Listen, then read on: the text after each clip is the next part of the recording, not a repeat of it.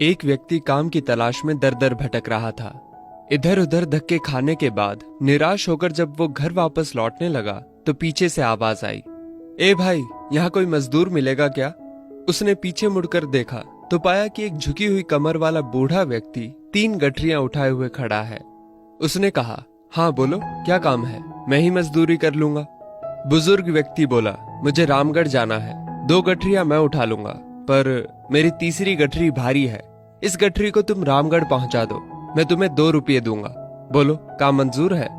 ठीक है, चलो। आप बुजुर्ग हैं, आपकी इतनी मदद करना तो यूं भी मैं अपना फर्ज समझता हूँ। इतना कहते हुए गठरी उठाकर अपने सिर पर रख ली, किंतु गठरी रखते ही उसे इसके भारीपन का एहसास हुआ। उसने बूढ़े से कहा, ये गठरी तो काफी भारी लगती है। हाँ, इसमें 1-1 रुपये के सिक्के हैं, बूढ़े ने लगभग फुसफुसाते हुए कहा। उसने सुना तो सोचा, होंगे, मुझे क्या, मुझे तो अपनी मजदूरी से मतलब है, ये सिक्के भला कितने दिन चलेंगे? तभी उसने देखा कि बूढ़ा उस पर नजर रखे हुए है। उसने सोचा कि ये बूढ़ा जरूर ये सोच रहा होगा, कहीं ये भाग तो नहीं जाएगा। पर मैं तो ऐसी बेईमानी और चोरी करने में विश्वास नहीं करता। मैं सिक्कों के लालच में फंसकर किसी के साथ बेईमानी नहीं करूंगा। चलते चलते आगे एक नदी आ गई। वो तो नदी पार करने के लिए झट से पानी में उतर गया, पर बूढ़ा नदी के किनारे खड़ा रहा। उसने बूढ़े की ओर देखते हुए पूछा, क्या हुआ, आखिर रुक क्यों गए? बूढ़ा आदमी हूँ, ऊपर से मेरी कमर झुकी हुई है, 2-2 गठरियों का बोझ नहीं उठा सकता, कहीं मैं नदी में डूब ही ना जाऊं। तुम 1 गठरी और उठा लो, मजदूरी की चिंता ना करना, मैं तुम्हें 1 रुपया और दे दूंगा। ठीक है, लाओ, पर इसे लेकर कहीं तुम भाग तो नहीं जाओगे? क्यों, भला मैं क्यों भागने लगा? भाई, आजकल किसी का क्या भरोसा, फिर इसमें चांदी के सिक्के जो हैं। मैं आपको ऐसा चोर बेईमान दिखता हूं क्या? बेफिक्र रहें, मैं चांदी के सिक्कों के लालच में किसी को धोखा देने वालों में से नहीं हूं। लाइए, 1 गठरी मुझे दे दीजिए। दूसरी गठरी उठाकर उसने नदी पार कर ली। चांदी के सिक्कों का लालच भी उसे डगमगा नहीं पाया। थोड़ी दूर आगे चलने के बाद सामने पहाड़ी आ गई। वो धीरे धीरे पहाड़ी पर चढ़ने लगा, पर बूढ़ा अभी तक नीचे ही रुका हुआ था। उसने कहा, आइए ना, फिर से रुक क्यों गए?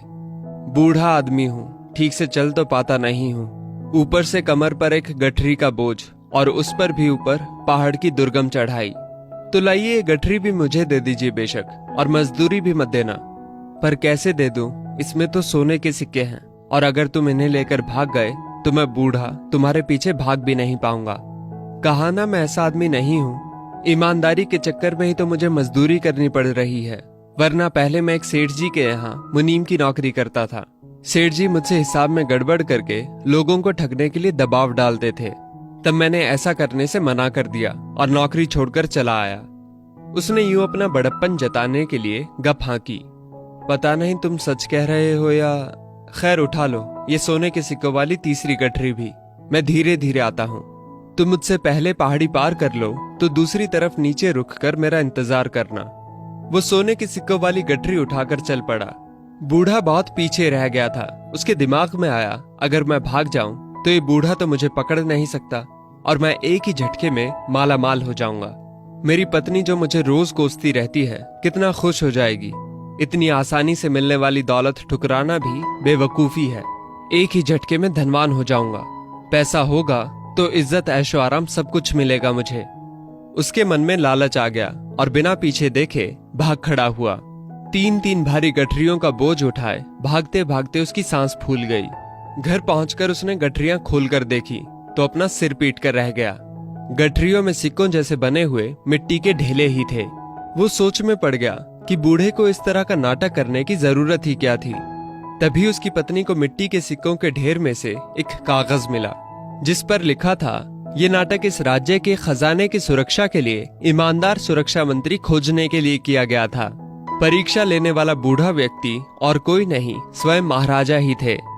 अगर तुम भाग न निकलते तो तुम्हें मंत्री पद और मान सम्मान सब कुछ मिलता। पर हम सभी को सचेत रहना चाहिए, ना जाने जीवन देवता कब हम में से किसकी परीक्षा ले ले। प्रलोभनों में ना गिरकर सिद्धांतों को पकड़े रखने में ही दूरदर्शिता है।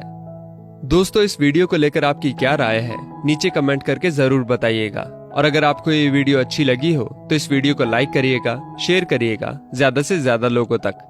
और ऐसी और भी इंस्पिरेशनल वीडियोस के लिए सब्सक्राइब करें हमारे यूट्यूब चैनल को और फेसबुक पर फॉलो करें हमारे पेज को। धन्यवाद।